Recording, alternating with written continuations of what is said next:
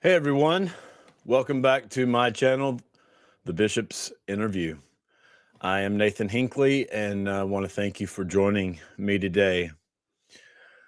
So I have a topic I want to address, and this particular topic, I know, it can turn political and things, and the purpose of this episode is not necessarily to express my own personal thoughts, but rather to point out just lots of different, just logical problems with the way that the church handles the topic of abortion, and how the church's stance just really doesn't make sense to me now, especially. So, what I have enjoyed over the past, couple years or year and a half or so is just really just taking a fresh look at things that I have believed, things that I've been taught, things that I've been expected to just accept, and just say, does this make sense to me now? For example, I uploaded an episode about the word of wisdom, and just like, what do I think about that? And so today, this topic actually came up in a roundabout way from a YouTube comment, and it was on the panel discussion that we did on polygamy, and when the church had released the little cartoons, kind of what we would consider almost grooming, but anyways, just teaching the young kids that it's okay to do things, that we don't think are right or whatever, if God says so. So anyways, there was a comment that came up on that polygamy debate, and this is what he said. This was from David Frey or whatever it is. He says, I wonder if you're going to do an episode on how God commanded that all the firstborn of Egypt be killed. Or how about an episode on how God wiped out the world with a flood? Or an episode on how God destroyed Sodom and Gomorrah? Or an episode on why God commanded the Israelites to destroy the Canaanites? You find it so shocking that God would command polygamy for a season, but you are all good with God murdering his own children.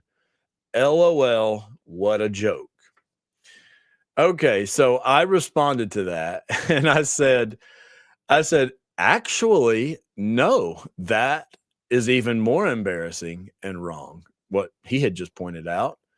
And I said, now you see my point of view. And then I said, it's all garbage. Okay. So, in other words, this guy was basically saying, I can't believe that you have a problem with polygamy, but you're perfectly fine with God murdering all of his children. LOL. All right. So let's talk about the murdering of innocent people and what the church's stance is. And going back to logic and reason, let's just kind of discuss if it makes sense. Um, and like I said, I have enjoyed taking kind of a fresh look at lots of different topics. So we all know that if you go to the church handbook, you're going to find where the church, starts off by saying the Lord commanded, always we put it on the Lord. So everything is the Lord's fault. So anyway, the Lord commanded, thou shalt not kill, references D and C, talks about the church opposes elective abortions, says members must not submit to, perform, arrange, pay, consent, or encourage abortion. Okay. Then it goes on to talk about some exceptions, but then at the end it talks about how a membership council, would be necessary if you done that or supported it or whatever. Okay. Well, if we look at what's been said in conference and what has been said, from our prophet and things like that, you're going to find very few talks. I found just a handful, really just two or three within any recent years. And one of them was from Elder Russell M. Nelson in 2008. And his entire talk was about abortion. And, he called it an assault on the defenseless. Well, in that talk, he starts off by saying in World War I, there was 8 million people killed.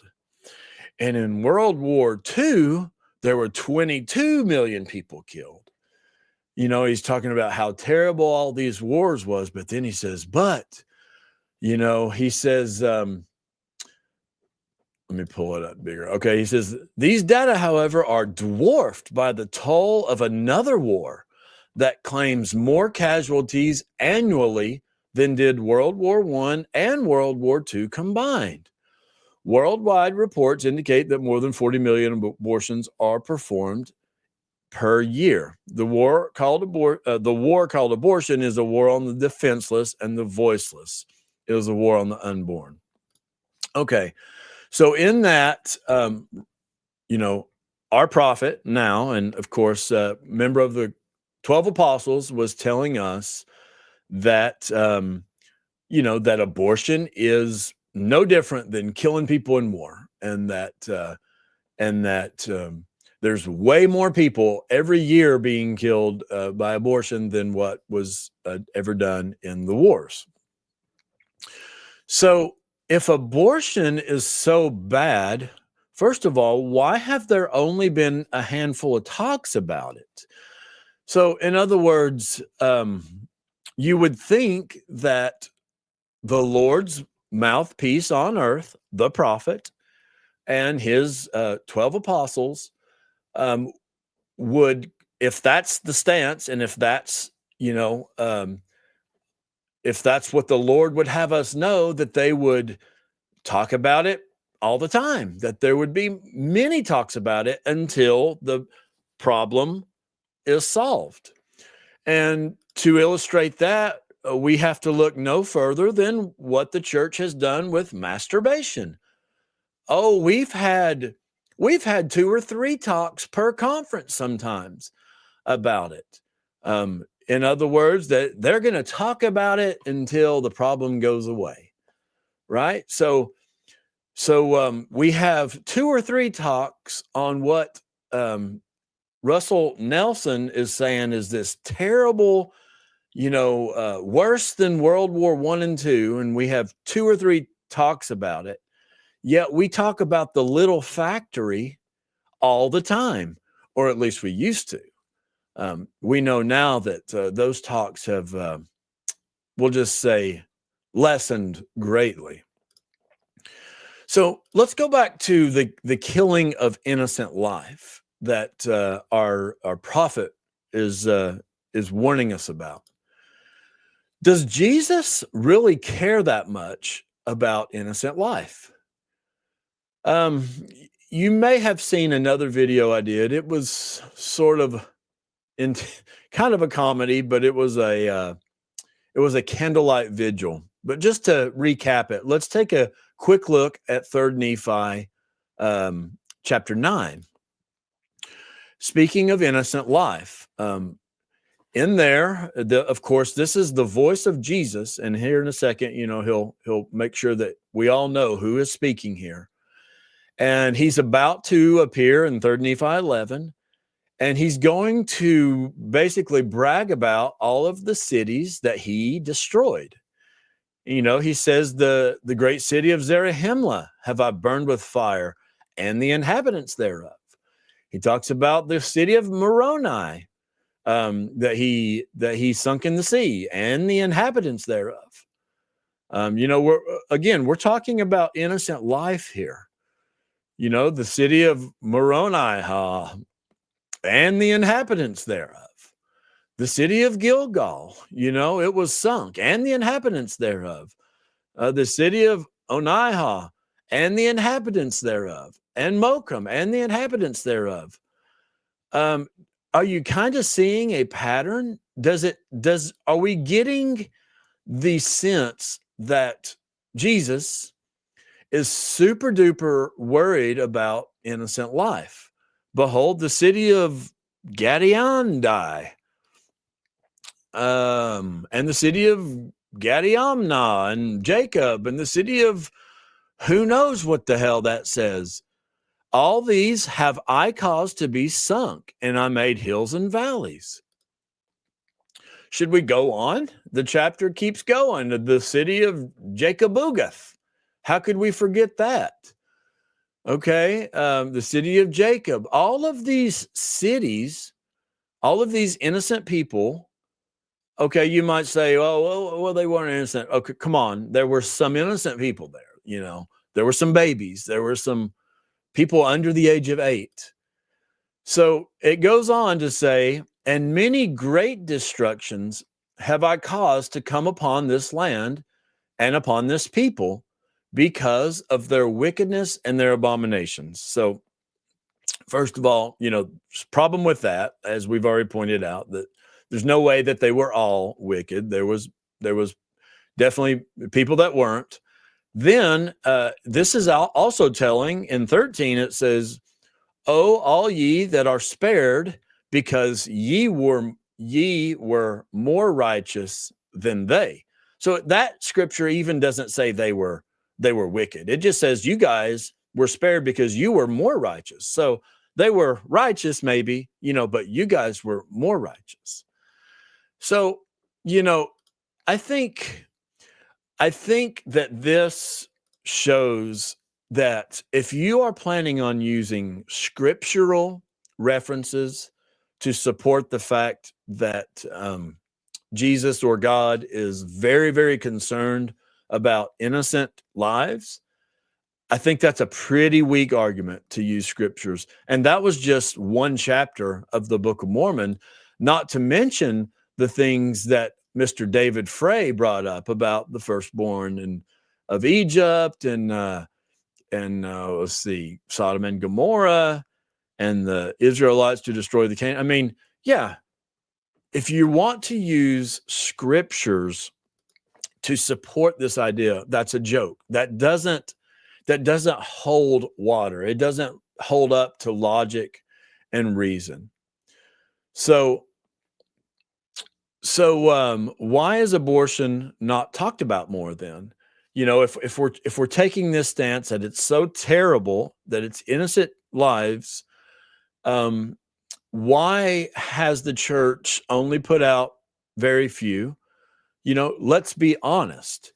Could it be that this topic does get political? You have people on each side, and I'll acknowledge that that's the case.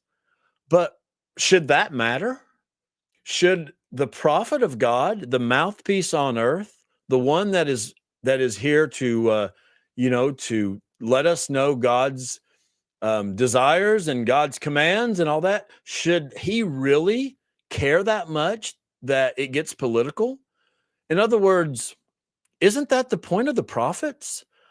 And so you would say, well, yeah, that's why he spoke about it once. That doesn't make sense.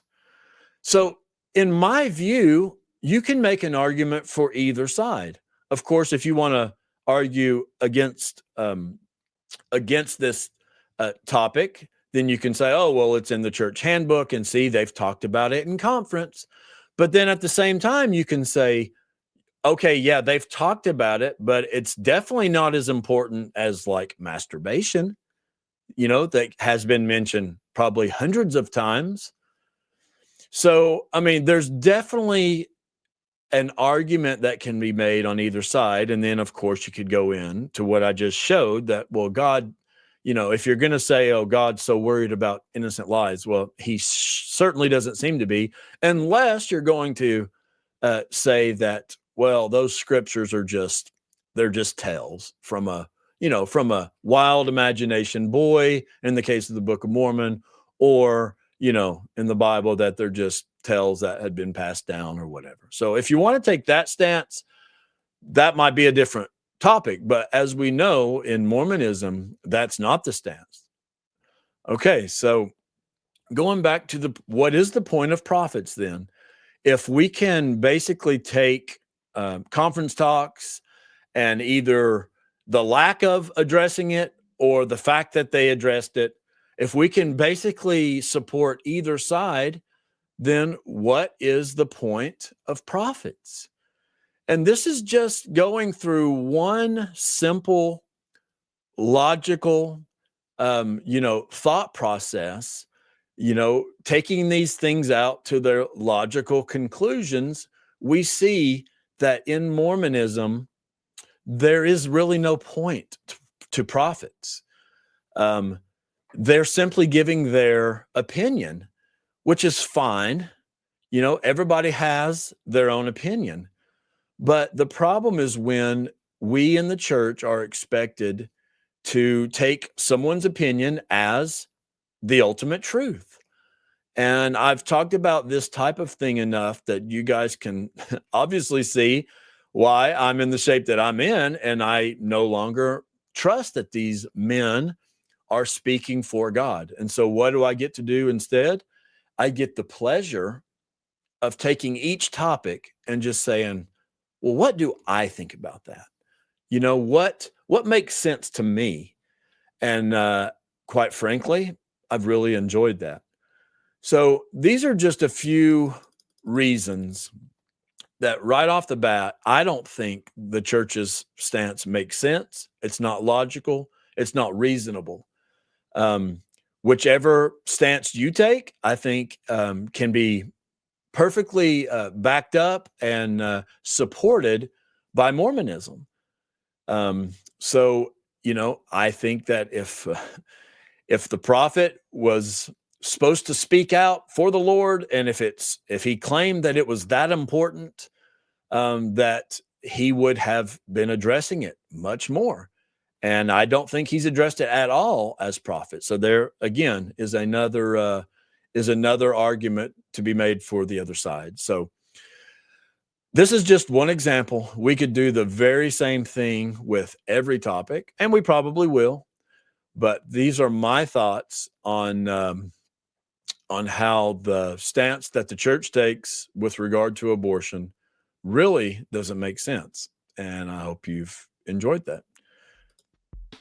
Thanks a lot, and talk to you.